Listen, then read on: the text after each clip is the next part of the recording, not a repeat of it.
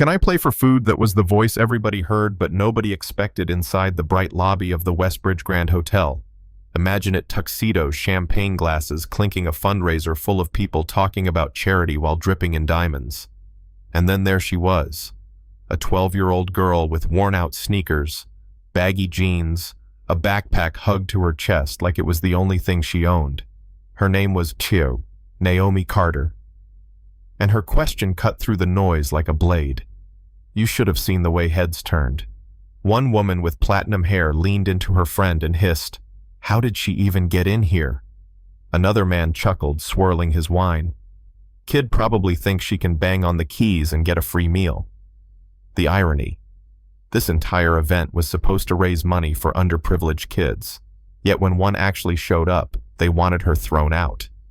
Naomi didn't flinch, her eyes big steady locked on the glossy black grand piano under the chandelier. "Just one song," she said, voice trembling but clear. "One song for a plate of food." The laughter that followed wasn't just cruel, it was rehearsed like these folks had been waiting for someone to mock. That's when Elaine Whitmore, the queen bee of the city's elite, walked over. She was the kind of woman who could silence a room with the click of her heels. "Sweetheart," she purred with that sharp smile rich people use when they want to sound kind, but cut you at the same time. "There's a fast food place 2 blocks away. This stage, it's not for you." The crowd chuckled, emboldened by her cruelty, but Naomi held her ground, whispering to herself, the way she always did when fear started pressing in. "Grandma always said, when they try to crush you, let the music speak." One man, older, quiet, standing in the back, had been watching. His name was Dr. Leon Ramirez, a concert pianist who'd judged competitions all over the world. He saw something nobody else did: the way Naomi's fingers twitched, almost like she was playing invisible keys, how her shoulders straightened every time someone mocked her. He leaned toward Elaine. "Maybe we let her try," he said. "We're here to discover talent, aren't we?" Elaine laughed, that brittle, glass-shattering laugh. "Fine," she said, raising a manicured finger, "but with conditions.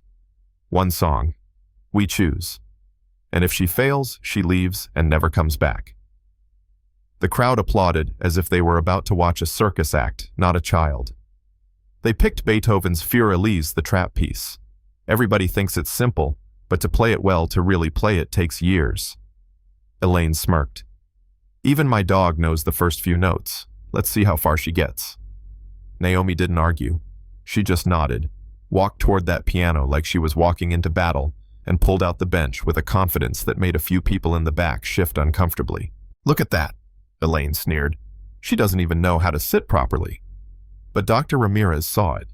Her posture was flawless, her hands hovering in perfect classical form.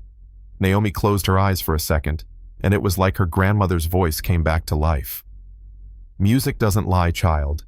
It doesn't care about money or names. Play with your soul and the world will listen with theirs." The first note rang out, and it wasn't the clumsy thud they expected. It was clean, sharp, vibrating with life. The air changed. Conversations died mid-sentence. Waiters froze, holding trays in mid-air. Naomi's fingers danced across the keys, not just hitting notes, but weaving a story. Every rise and fall had weight, every pause breathed. People leaned in glasses, forgotten in their hands. Dr. Ramirez whispered to himself, "This isn't practice.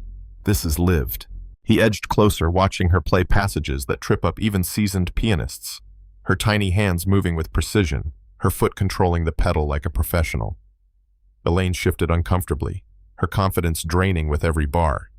She memorized it off YouTube, she muttered, but even she knew that was a lie. What Naomi was doing couldn't be faked. The room erupted when she finished. Thunderous applause rolled through the hall, led by Ramirez himself. Naomi sat still, hands resting above the keys, not milking it, just letting the sound fade. When she finally turned, she wasn't that shy girl anymore. She was someone who had just claimed her place in the world. Dr. Ramirez stepped forward, his voice trembling. "Where did you learn? Who taught you?" Naomi looked him in the eye and said, "My grandmother. She told me music was the one thing no one could take away." He staggered back, hand over his mouth. "Carter, Are you Miriam Carter's granddaughter? Gasps rippled through the room. Miriam Carter, one of the greatest pianists. Nobody ever talked about a woman shut out of conservatories decades ago because of the color of her skin. The same woman who'd spent her life teaching neighborhood kids out of a tiny apartment. The legend whispered about, but never fully recognized. Naomi nodded, quiet but firm. She taught me everything. For the first time that night, silence felt heavy. Not mocking, not cruel, but reverent. Elaine tried to claw back control. Even if that's true, you're still just a child crashing a private event. That's when Naomi stood pulling a small device from her backpack. Her voice didn't shake. This isn't just about me. This entire night has been filmed. Hidden cameras. High definition. For a documentary about how people who talk about charity treat real kids when they think no one's watching. You could have heard a pin drop. Guests looked around in panic, whispering, checking their tickets where in fine print they had signed image releases. Elaine's face drained of color. That's illegal. Ramirez almost smiled. It's not. And you know it. Naomi went on. The first part of the film shows talent being dismissed because of appearances. The second part shows how people like you react when that talent proves itself. And tomorrow the world will see who you really are. Elaine's lips moved, but no words came out. She had built her whole empire on reputation, on looking superior. And now that reputation was crumbling under the gaze of a 12-year-old with nothing but music and truth on her side. 6 months later, the Westbridge Grand Hotel was plastered with headlines, "Elite Hostess Exposed," in viral documentary. Elaine's company collapsed. Her name became shorthand for hypocrisy. And Naomi walked onto the stage of Carnegie Hall, wearing a concert gown that shimmered under the lights, introduced as the youngest pianist to ever headline that season. The same girl they'd laughed at for asking to play for food now had the world leaning forward, holding its breath.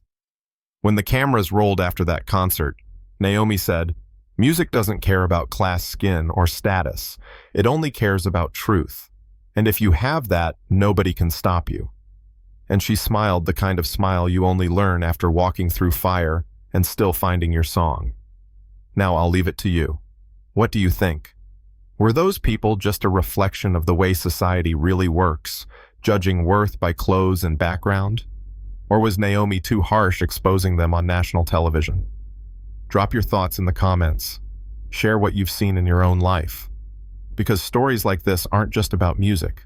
They're about all of us.